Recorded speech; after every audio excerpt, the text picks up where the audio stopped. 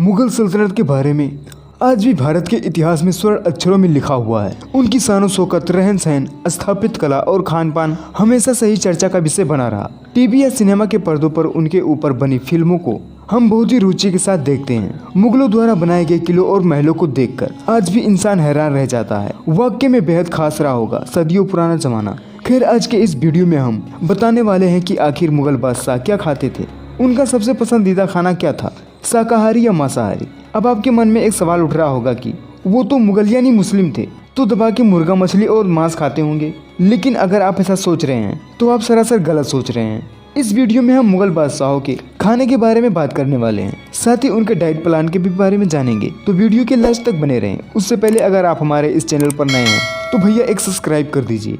मुगल बादशाहों के खाने बनाने से लेकर जब तक मुगल बादशाह खाना न खा लेते, बहुत ही एहतियात और सतर्कता बरती जाती। जब खाना बनता तो सामियाना तान दिया जाता ताकि लोगों की नज़र से दूर रहे। जब खाना निकाला जाता तो खाना बनाने वाले अपनी आस्तीन ऊपर चढ़ाकर अपने कपड़ों को संभालकर अपने नाक और मुंह को ढक लेते थे, और उनका एक शाही आदमी खाना को चखने के बाद सोने चांदी में खाने को रख लेता और खाने को सफेद और लाल कपड़े में बांध लिया जाता और उस पर उस आदमी द्वारा एक शाही मोहर लगाई जाती और उस पर उस खाने का नाम लिख दिया जाता। एक बात और, खाना बनाने में गंगा जल का ही प्रयोग किया जाता था। इतना ही नहीं, बादशाह अकबर गंगा जल का ही प्रयोग पीने के लिए किया करते थे। दोस्तों, खान पान को लेकर मुगल शासक हमेशा सही सख्त रहते थे। उनकी भी अपनी पसंद नापसंद थी।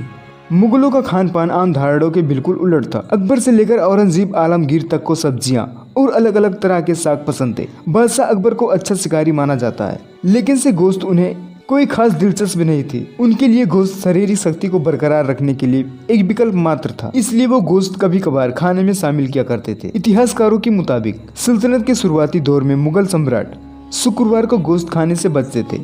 समय के साथ इसमें एक दिन और जोड़ा गया। शुक्रवार के साथ रविवार को भी गोश्त से परहेज करने लगे। धीरे धीरे उनका गोश्त से परहेज का दायरा बढ़ने लगा। महीने की पहली तारीख, पूरा मार्च महीना और पैदाइशी के महीने में भी गोश्त न खाने की परंपरा शुरू की, जो अगली पीढ़ी में जारी रही।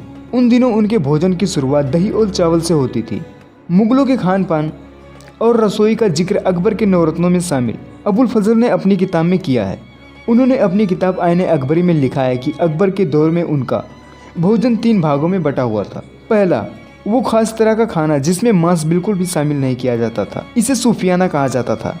दूसरा, उस खाने को कहा जाता जिसमें मांस और अनाज एक साथ बनाया जाता था, हालांकि इसमें अधिक मसालों का प्रयोग नहीं होता था, जैसे कि बिरयानी।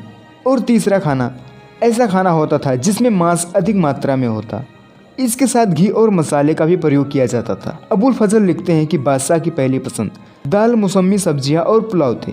बादशाह की पसंद को देखते हुए रसोई सब्जियों को तैयार अलग अलग तरह के पकवान से तैयार किया करते थे, जिसमें कई तरह के पुलाव शामिल थे। यही वजह थी सब्जियों की खेती को बढ़ावा देने के लिए राजस्व भी माफ कर दिए गए थे।